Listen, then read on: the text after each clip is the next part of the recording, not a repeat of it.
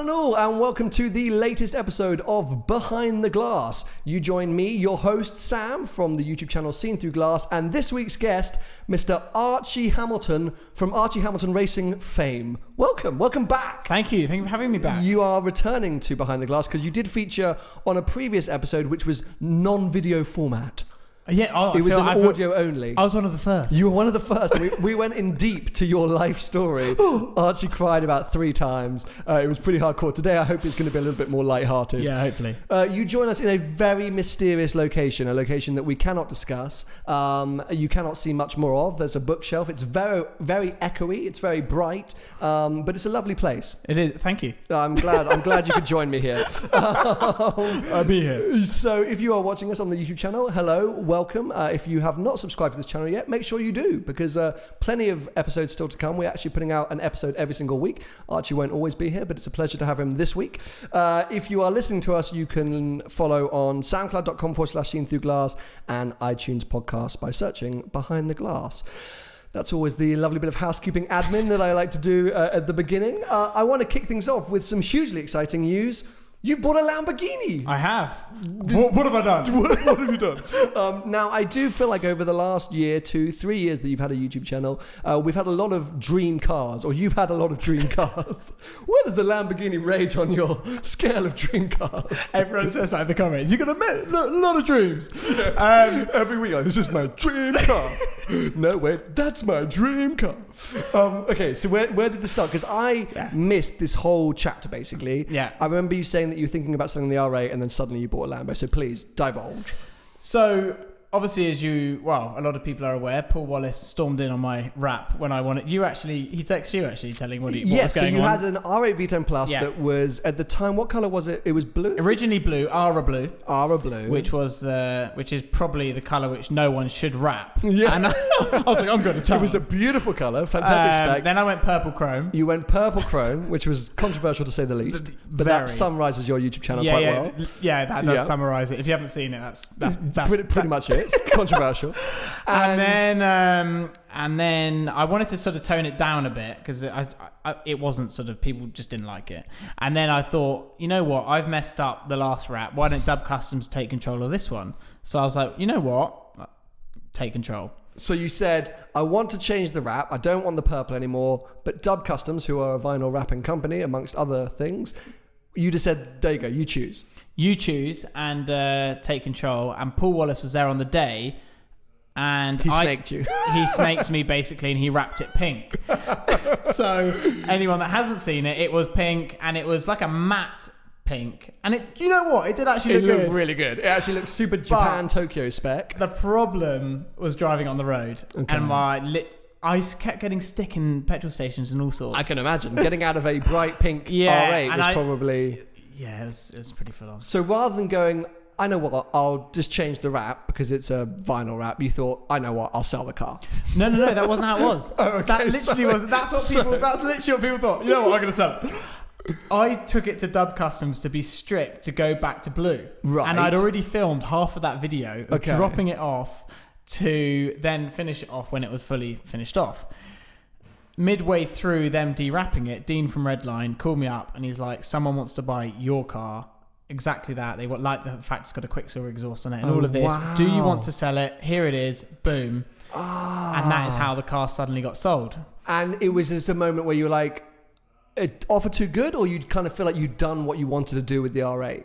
I felt I got to the end of the R8's life in terms of on my channel. It was sort of, dying off a little bit. I think people were like, are you going to wrap it again? Or what's next? What's next?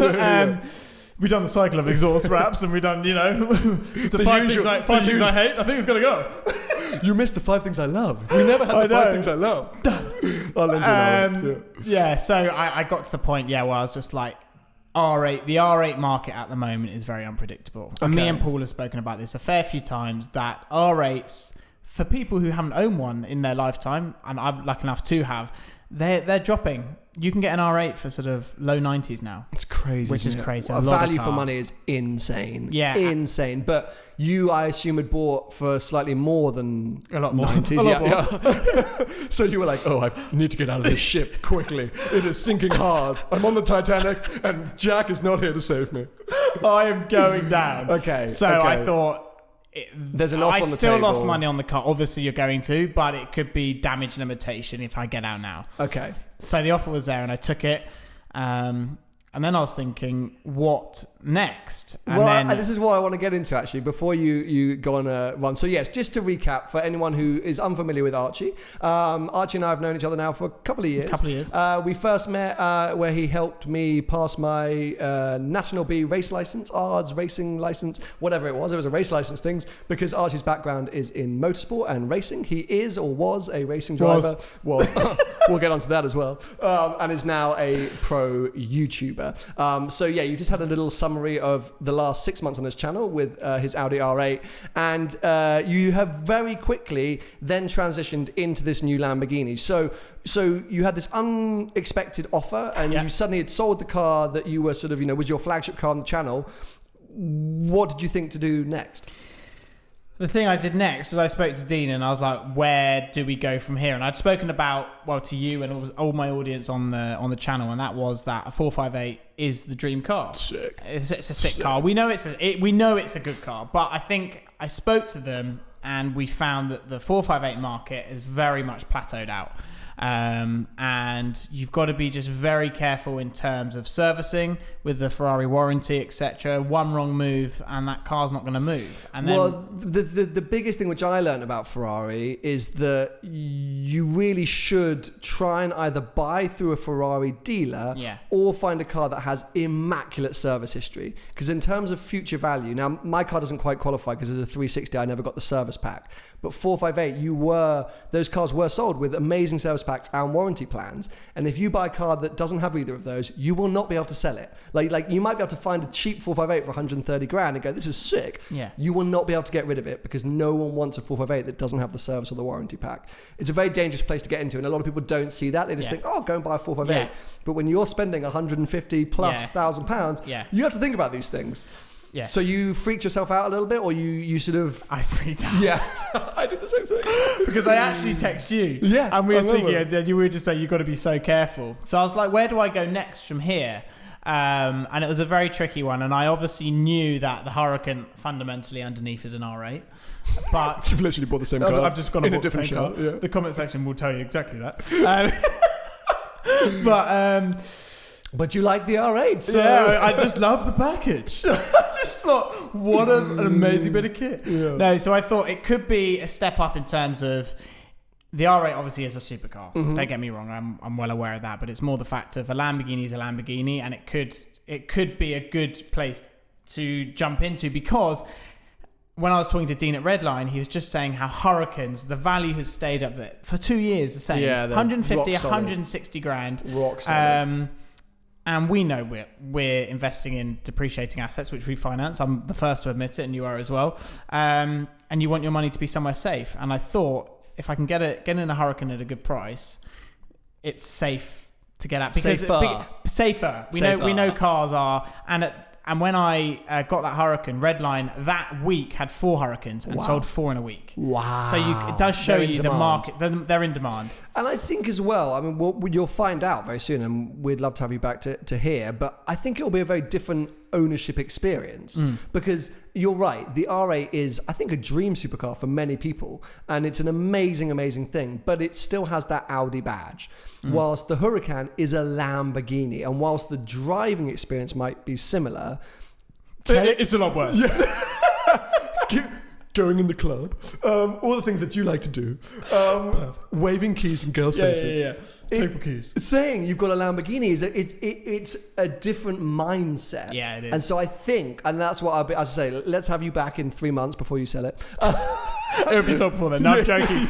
That was a joke. It's not going to be sold before then. I think it would be great to find out whether you do find it different, or whether in 3, 4, 5 months' time you're actually a little bit bored because it feels too similar. But I think it'll be the... I think with my channel, I do like doing crazy stuff. We'll get on to the fact that I do plan on... I don't want to chrome wrap that car. But it's more the fact of you can... have fun in terms of modifications with it, and we've got ideas of body kits and all sorts. So I felt with a 458 getting it, obviously it's a lot of money and whatever, but anything you do to it, it's such a well-known and respected car. Not saying Lamborghini isn't, but I think... Well, the big thing with the 458, which I've always found funny, is Ferrari, and Enzo Ferrari in particular, never wanted to put a wing on any of his road cars. If you look back and think of all the road cars that Ferrari ever released, so true. With the exception of the F40 and the F50, they've never had a wing. And even then, the F40 and F50 is kind of built within the car. That's so true. So it's very hard with the 458 to, I think, firstly, aesthetically improve it. Can you imagine I just put a big wing on the back? Massive GT wing on it. Got a big wing. Screw you, Enzo. You're dead, bro. But anyway, okay, well, look, what I want to do for anyone that hasn't been watching your channel, quickly talk us through what else you were considering, because I don't imagine you went straight to the Huracan, because it's a big move. Yeah. What else was on the table? We've disregarded 458. Did you look at Bentleys? No, McLaren. Okay. So on to this one. McLaren 570 was I think that was the only proper option. There of like Porsche GT3, yes, but a couple of other YouTubers now got them. It would be oversaturated content straight away. Hard to get rid of as well. Hard to get rid of, and the new GT3. Sorry, hard to get hold of. Hard to get rid of. It's the easiest car in the world to get rid of. But. Well, it depends how cheap you get into it. If you get into it at sort of list money, you're gonna get rid of it straight away. Yeah. If you jump in it at what they were, 180, 175, Gen 2s. Yeah, I mean, then we've got an issue on our hands. Yeah. So there was McLaren 570 because those prices are now 130. So this was a preloaded question. I did actually McLaren. know that Archie was considering a McLaren because it was the other thing. 540s. Yeah, hello. That you text me about, because weirdly we were just joking before we started recording this podcast. Our narratives or our storylines of finding our next cars over the last couple of years have been very similar. We start off going, we want 458s. Oh, we shouldn't buy. We can't afford 458s. Well, I'm not buying 458s. What else should we get? Let's consider McLarens. I actually bought one. You ended up buying a Lamborghini. Yeah. Now, I am shocked to the core that 570s are now down at 130. Do you know what they are in the trade?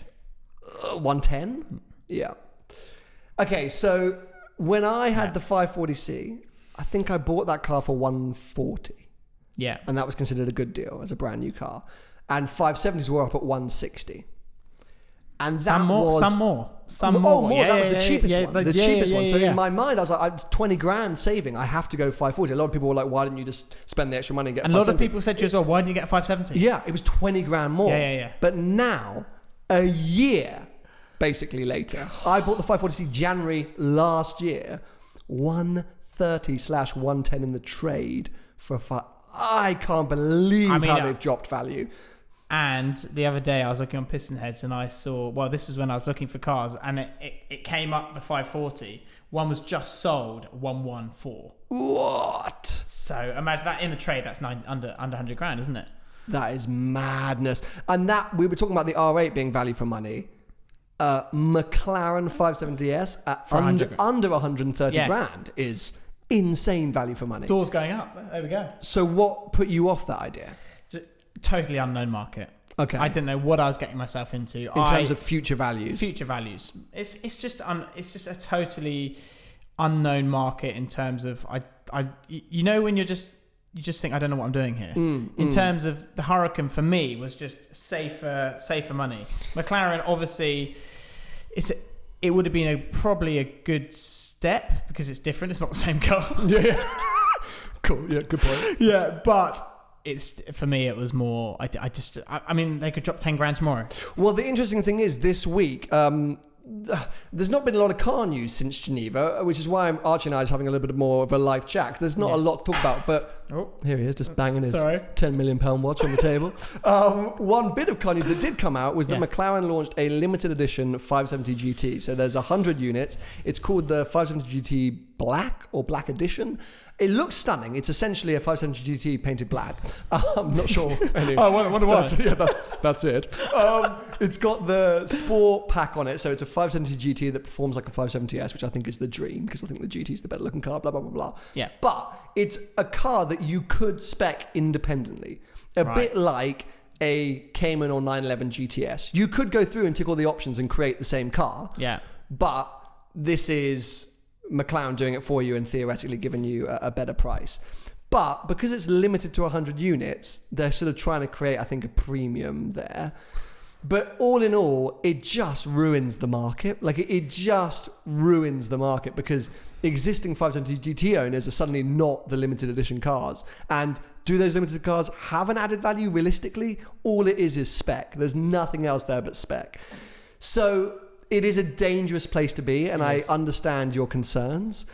I think for me as well. Sorry to interrupt. No, please. I think for me it was more the fact of we know how many cars. I'm not going to sit here and sort of slag off McLaren. That's not the part of a new car could come out next week. Yes, but which is so exciting. Like, there's parts of me that love what McLaren do because they're constantly stepping forward and constantly redeveloping. And as I say, I love the look of that 570 GT. Yeah. I think it's awesome. But it's a strange car to own because you're buying them at over 150 grand, and a year later they could be worth 100. And there are plenty of cars out there doing that, but it's a scary place to be if you're not a very rich guy, and we are not very rich people. We borrow a lot of money from the bank, and that's about it. We live life close to the edge. Yeah, I think in our situation as well, same as you, when you getting the Ferrari, you want to know that you've kind of got safe. Obviously, you've got to meet these monthly payments. But apart from that, you want to know you've got safe kind of thing. I think the biggest thing from our side is that we do change our cars within a 6 to 12 month period. Yeah. We just have to be realistic. Like, every time I think we buy cars, we always go, yeah, it's a keeper. I don't think I have this like a year, 18 months. We never do. We have to be realistic with that. And so therefore, if you're getting a car that in 6 months' time is going to lose 30 to 50,000 pounds, you're in trouble. You're in big trouble. You're in big trouble. So that's why you've got to be a little bit sensible. That makes me feel sick. When you think of it like that, I'm literally just like £50,000 in. Whereas luckily, hopefully, if the hurricane market has been the last 2 years, no, my luck is going to drop 100 grand tomorrow. And can I just be really boring? And we really should have the guys from Magnitude here to help explain this. And that finance special is coming your way. But just to clarify, why that depreciation is so hideous when you're financing is that, let's assume you're buying a £150,000 car, you're putting £50,000 deposit in, and you're paying it off per month. That means you've borrowed, actually let's say it's smaller deposit. Let's say you've put in a £20,000 deposit. So you've borrowed 130 grand and you're paying it back at 1,500 quid a month. If in 6 months' time that car has dropped value by 50 grand, you are going to be in huge negative equity. That's the risk that you take. And we put a lot of miles on our cars. And if you're getting a car that's going to drop anyway, you will in 6 months' time go, oh, cool, I want to change. I want to get a new car. And they'll be like, right, well, you owe 20 grand to clear your finance. So that means you've lost your deposit of 20, you've paid 1,500 quid a month for 6 months, and you owe 20 to clear finance. You're in a lot of trouble. Big trouble. That needs to be explained a little bit better. And as I say, in the financing episode, we will get into those details with more precise figures. But I just wanted both use Magnitude. We both use... Oh my God, put that watch away. It's too big. It's too big. Yeah. No, they do. And it was you that recommended me. So yeah, of course. I recommend them to everyone. Okay, well, let's move on quickly away from the cars that you have bought or nearly bought and talk about Geneva, because we were both there, but we didn't see each other. We didn't. Were you filming me in the distance filming? Yeah, classic vlogging. I did film you from the Why distance. I didn't buy a McLaren? Why did I buy a Ferrari? What were your takeaways? What were your favourite cars? What did you see? What did you like? I'm going to put it out. I was fairly disappointed with Geneva this year. Yeah, I'm sort of with you there, but try anyway, and find some positives.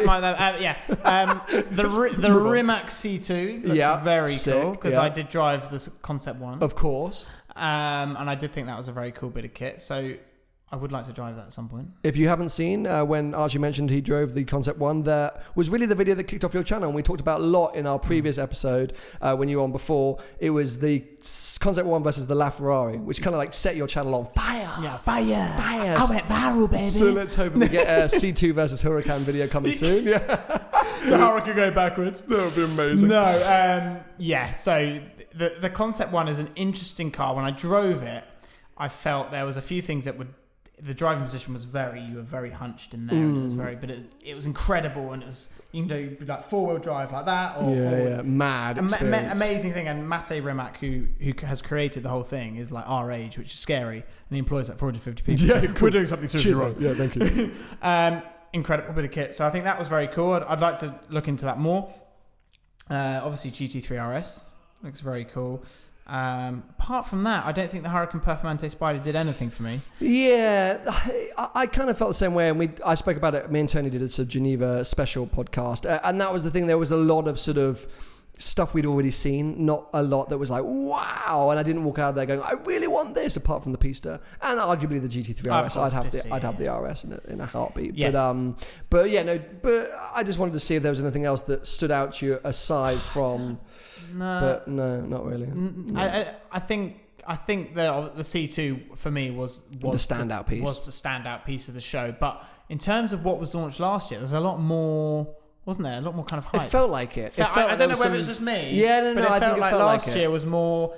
This year was just a bit sort of toned down, subdued. Yeah, I'm with you. Well, you turned up 4 days late, so maybe.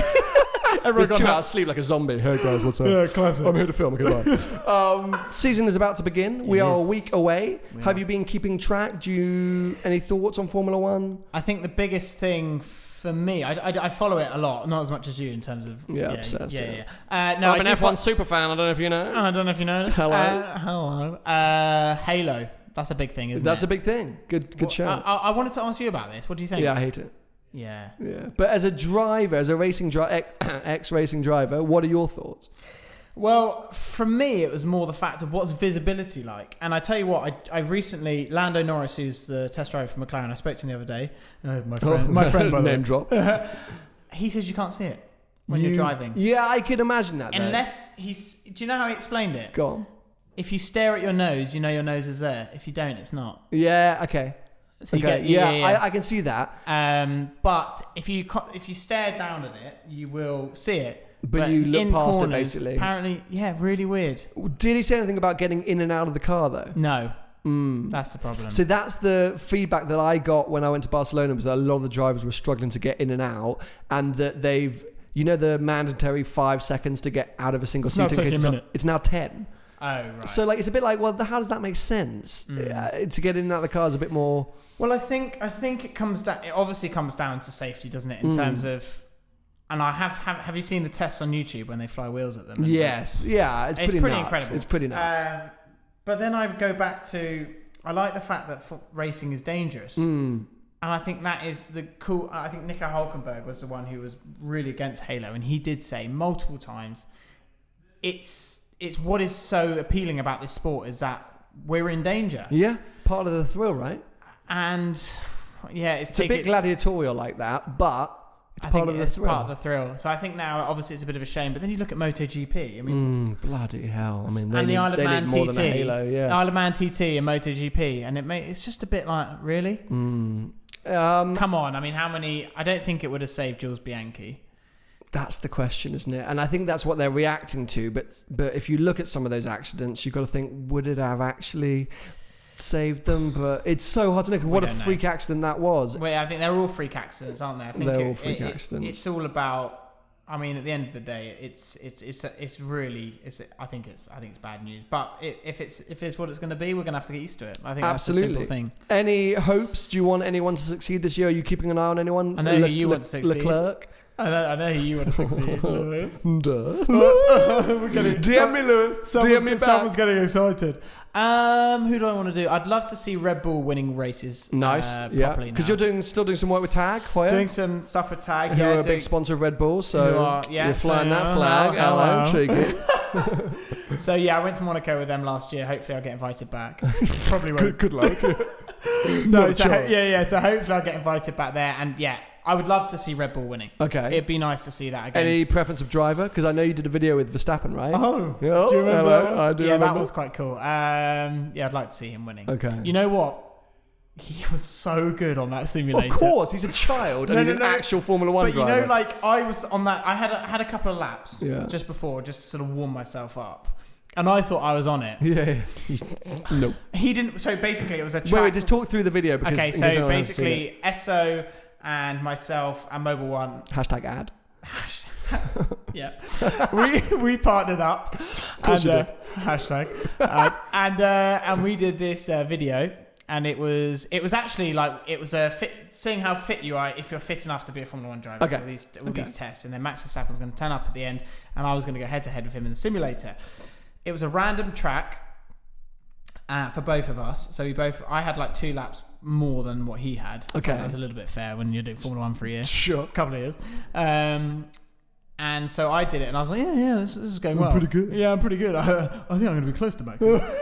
He jumped in, I was like, holy, yeah, he's good. On it. Just you know when someone says, and a computer game, though. Yeah, but he's just got it. In the end, I think I was like, I can't even remember the video. I think I was 2 seconds, 1.5, not too far off. Okay, not too far. Yeah, I think I'm ready. Let's see what that'd be like in real life. But it'll be 10 seconds in real life. He's good. But see, I'm a Ricardo guy.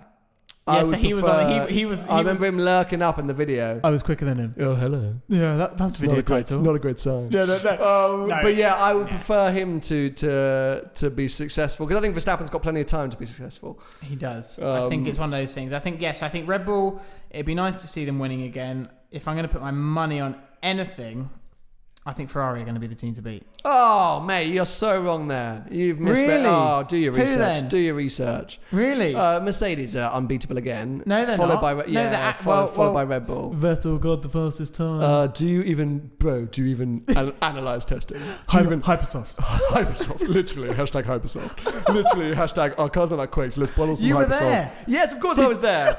Ferrari. Saw your life out, Ferrari. Really? Mercedes the team to beat, mate. Are they? Oh my God. Like, Mercedes the team to beat. I think then Red Bull, then Ferrari, then, get ready for this, Haas. Really? Haas F1, I reckon, and then McLaren and Renault. Really? Got mate? It's actually my dad. Hello. What's going on? We should get him on the podcast. We should get him on the podcast. So yeah, that's my controversial prediction is Haas. But it should be good. Are you going to be going to any races? Monaco. I think Monaco. Yes, you're there. I'll be on the tag boat. You'll be. Of course. I'll be a pigeon in the stand. You'll be a pigeon. There you go. Now people understand that meaning. Yeah, so I think I'm going to do Silverstone and Monaco. I think that one's out. I'd love to go to. That's the same as me. Yeah, no. So I mean, it'll be interesting to see how. You know what? I can't even picture them all on the starting grid with all halos on. Yeah. The biggest thing is you can't see the helmets. That's This is getting into an F1 rant now. Yeah, it's a shame. It's a shame. We'll see. I mean, Haas, really? Yeah, it's my big prediction. Because do you remember when Super Aguri got that Honda car and they were really good one year because they basically got Honda's car from the year before? Right. It's basically that. Haas have essentially got Ferrari's car from last year. Essentially. Really? Yeah. So they're freaking good. Renault? Yeah, then Renault and McLaren I think will be close behind. I think the team who's going to struggle this year are Force India. I think they'll be good, but I think they're going to struggle to keep fourth place because I think Renault, McLaren and Haas have taken a big leap forward. And do you think that Toro Rosso, they've been not bad? Really reliable, but I don't think they've got the speed, personally. Really reliable. We wouldn't be saying that a year ago. No, mad, right? I'd like to see them do well. I would love to see them do well. I mean, Sauber's is going to Unfortunately, Sauber, I think, are going to be the runners-up this year. Or not the runners-up. If we flip the grid upside down, they'll be doing very well. Yes. They're going to be right at the back, basically. That's what I meant to say. No. But yeah, it's exciting. A week to go. Can't wait for that. You're going to be watching live, recorded, You'll Australian be watching Grand Prix? It live, won't you? Of course, I won't be watching it live. Okay, fair enough. It's actually a 7 a.m. race start or 6 a.m. race start. That's not too bad. Not too bad. Because they've changed all the race start times. But anyway, I won't text you. You'll be texting Paul Wallace. You'll be on a group. Yeah. That's so amazing. It was when Formula One's on. You're either in the car, you're live streaming it, you pull over. What does your girlfriend think at this point? No, she quite enjoys it. She gets a bit pissed off, but she quite enjoys it. Darling, we're going to have to... When we first started dating, I said, you can't come over on Sundays. She's like, why? I was like, Formula One. I'm amazed it worked. Yeah, she's like, I can just sit there and watch. I was like, no, you can't be around me. I need total silence. Well, fair play. Don't even breathe. No. Okay, well, look, I mean, it's been a bit of a random week because there's not been a lot to talk about. Is there anything you want to... The floor is yours. You can ask anything. You can say anything. You can bring up a topic of any topic. You don't have to. How's your Ferrari? Oh, mate, you know what? Really good. I picked it up this week. First time to have taken it on a proper drive for maybe a month or so ago. I want to get it oiled up and lubed up, ready for road trip season in April. Very exciting time, that. It is exciting, yeah. I think I've got a solution for the exhaust before April. Right, so you're going to make it a lot louder? Well, I'm going to... to come. Hashtag exclusive. Yeah. Everyone knows that I really wanted the Challenge Stradale upgrades to my car, the wheels and the exhaust. The exhaust is one of the hardest things to find in the world. The Challenge Stradale exhaust is very hard to find. You've got a bit of a task in your hand, whereas me, I'd be like, oh, what exhaust? Just bolt anything on. Yeah. So, because I don't think I'm going to find a Stradale exhaust before April, which is when obviously going to take the car into Europe. Yeah.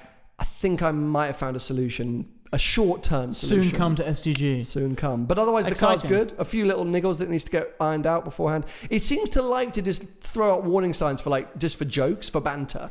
Like sometimes I just turn it on, it goes, ah! Oh, no, joking. Car's fine. Have fun. What do you think though at that point? Do you take everyone into account? No, I've got used to it now. So the other day I was driving it totally fine, got to a traffic light, was sitting there for a while at the traffic lights and then pulled away. And as I pulled away, every light went, and I was like, car's about to catch fire. And then it went, no, you keep going. I joke. I joke. You can. You revved a little hard. I freaked out. I'm sorry. But what I do want to know is obviously you did sell the McLaren and you jumped into that. The Ferrari is more reliable than the McLaren. Wow. Yeah, that's a fact. Really? Yeah, absolute fact. I've done 3,500 miles in the Ferrari. I did 7 in the McLaren. And I've definitely had less issues in the Ferrari. Realistically, the only issue I've had in the Ferrari is a rogue engine light that no one can explain. It affects nothing. And it comes up all the time. Yeah, they think it came down to spark plugs, but it wasn't. Oh no, ignition coils. They assumed it was ignition coils, so they changed them all, but they were like, it's not really an issue. It doesn't come up all the time, but every now and again it comes on, and there's no reason. That's the only problem I've had. I tell you what, supercars, people think they don't run faultlessly. No, they like, it's Italian cars. Yeah, It's what it is. Yeah. I know you are Lamborghini's German, but it's essentially Italian. Essentially is. Yeah, the parts that could go wrong are Italian. You know what's actually quite odd is that with the R8, I think I had nothing at all. Okay. I'm already experiencing little things soon to come, but Christ. Welcome to Italy. And the next thing what I'm thinking about is, if I want to get this fixed, this is not cheap. Yeah, we're both going to be broken down by the side of the road in Monaco so I was somewhere. like, hey Dean, R8 still for sale? How are those Turbo S's looking? I want the Audi badge. This one's not quite working out. It's the same car. Yeah, classic Italiano. Back to the old one. Anyway. It's part and process of owning these cars. Yeah, exactly. But even today, I mean, you're in your Porsche. I'm in a Fiat 500, which has been lent to me. A Bath. Don't call it a Fiat 500. That's the word. Literally. No, sorry, I'm going to get destroyed there. Literally put a dagger to the heart of every. Do you know why I said that? Because I was steed. just seeing my dad, and he won't know what an Abarth is. Okay. He's very. What's a bloody Abarth? He should do. They used to have classic Abarths. Classic rally It was cars easier and to stuff. explain. Fine. Especially to my mum as well. To Fiat 500. Yeah. And the Bath. I've been lent. I actually have had a lot of fun driving to see you. It's a Series 4 595 Competizione, right? I don't know. Yeah, it is. I don't know much about cars. Yeah. No, but not a lot about Baths either. But no, it's a lot of fun. A lot of it's an experience. It's got a titanium exhaust. Okay. It pops and bangs. I have the worst back pain ever. Yeah, it's hard rides, right? Whoa. Yeah. Hello. Looks good though. It looks good. Anyway. Okay, well look, we've hit our time quota. Well done. We've had technical issues. We've gone off topic. We've come up with new topics whilst recording, but it's been fun. Yeah, it's always fun. Thanks for having me. Thank you for coming back. I'm loving these podcasts. I hope people are as well, because I really appreciate it. It's educating me. Obviously, this one won't be educating me. No, but I hope not. But I you're gonna actually listen to them in you? my car, and I sit there listening. That's very and kind. I love them. Keep well, on thank you very much. Very And cool. it's great to have you back. If you didn't hear our first episode that we recorded, it is available audio only on soundcloud.com/Seen Through Glass or on iTunes podcast to search Behind the Glass. And as I say, it was much more in depth into who Archie is, where he's come from, and how he's ended up being a YouTuber. I hope you've enjoyed today's episode. As I say, make sure you're subscribing to the YouTube channel if you're watching us. Turn on notifications so that you know every week when the episode comes out. It's usually Sunday evenings, but sometimes we run over a little bit late. Because you get the Monday morning commuters. Monday morning commuters. But usually sometimes the schedule throws me off. But yeah, really appreciate it. If you want to check out Archie's channel, just search Archie Hamilton on YouTube. He's on all the other platforms as well. Don't follow him on Twitter because he's very inactive. Thank you for watching us. Thank you for joining us. Thank you for listening. We'll catch up with you very soon. Goodbye. Goodbye.